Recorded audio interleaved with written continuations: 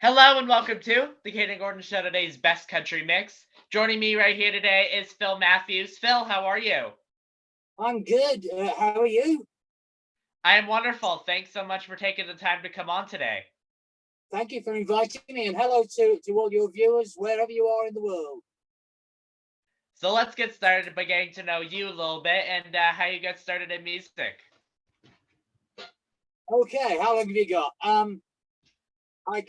I, I grew up in the era of the Beatles, just a bit after the Beatles were at their peak, but I got caught up in all the excitement, and from very early, I thought this is great. There's a group of people write their own songs and perform.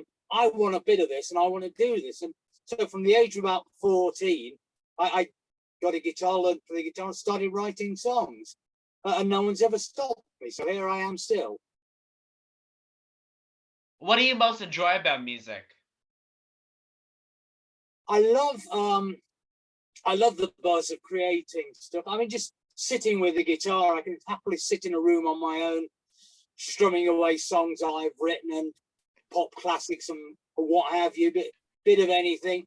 I still get really excited by it, and I get even more excited in this modern world of the internet, where I can write a song here in the middle of England, and people over in the States can listen to it, and even places as far away as Guatemala, where I saw today somebody was downloading my music. Do you have any upcoming projects, singles, or anything you want to tell us a little bit about today? Yeah, I'm in the middle of writing a new album. I've got a load of songs which I'm working on. And I've also been working with a guy called Mark Panch Pearson, who's a top-notch lyricist. And we're getting together. I'm giving him tunes and he's putting words to them, and he's giving me words and I'm putting tunes to those. And at the moment, we're still going big on my album, The Bells of St. Wistons. So do you have any advice to those who might want to start doing music, whether that be writing, singing, performing, anything like that? My advice would be, if you feel you want to do it, do it. But don't listen to all the negative criticism, because no matter how good you may be, and I'm not saying I'm particularly good, no matter how good you are, there'll be someone who'll come along and say, that's rubbish. For those people who grew up in the 60s, Beatles were phenomenally popular, but there were still people who said, that's rubbish. So if you want to do it, do it. What do you like doing outside of music? Do you have any hobbies, interests, anything like that, Phil?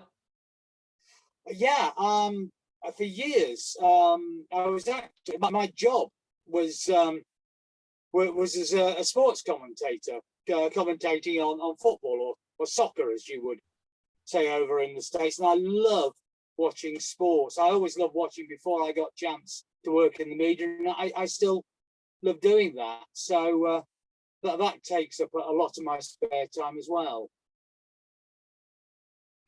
If you had an opportunity to play anywhere in the world, where would you go and why? Oh, now that's a good question. I would love I would love to play I'd love to play stateside to start with. But I mean, if I actually had a time machine, I think I would love to go back to San Francisco in the summer of love and see what was going on there. Other than that, if there's anybody in Hawaii or anywhere with a nice beach resort would like me to go and play, that sounds even better. If someone was to write a song about you, what do you think that they take the time to write about? Oh, well, it's not going to be my stunning good looks. It's not going to be it's not going to be my super fitness. I mean, I do go and work out at the gym, but you can't really tell from it. I would hope that they would write a song saying, this is a nice guy, he's happy, and we like being in his company. But it's not going to be much of a song, is it, really, that? Oh, I mean, it could be. I mean, you could really turn anything into a song if you really, really want to, but, that's where we're at, I guess.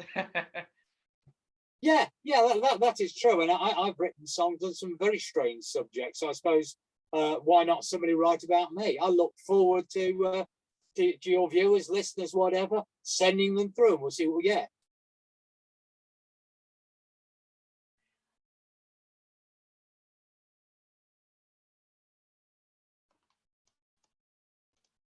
If people want to learn more about you, where can they find you? Well, the best place is my website, which is the Village, TheVillage.me.uk.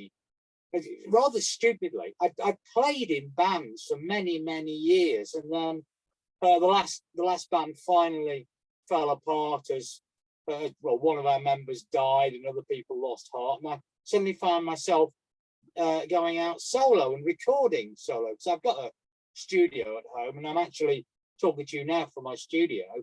But when I started going out solo, I thought, well, nobody's going to know who Phil Matthews is. I'm going to tell them I'm a band. So I called myself The Village. What I hadn't factored in was the fact that people who didn't know Phil Matthews were no more likely to know who The Village were. So it's a bit of a waste of time. If you had one message to just tell anybody in general, what would you tell them? I would say, as a general message, let's chill. Let's shout about peace and love.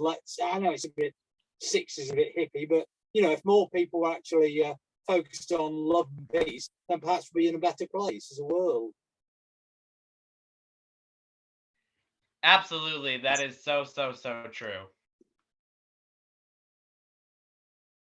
If you had an opportunity to open for any artist, who would you choose and why? Any artist, presumably still living, still with us.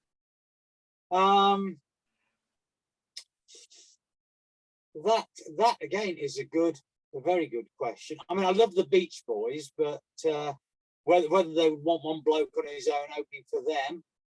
We've got a band over here called the Corgis, who are very into sort of pop rock, folk, country, you name it. I wouldn't mind opening for them. And I guess a few years back it would be somebody like Bowie, but I'm denied that now, of course. Paul McCartney. I'll open for Paul McCartney. That's a good choice, that's for sure. What would you be doing right now? What would you be doing right now if it wasn't for music? Well, as I said, for a few years I worked as a sports broadcaster, so I was going out interviewing top sportsmen and women, watching them perform. And when I used to say, when people say, "What do you do for a living?" I'd say, "I watch top sports people and ask them why they were rubbish today." Other than that, I go out watching bands. I go out watching football. As a job at the moment, all I do is we have a job in this country called the Lollipop Man.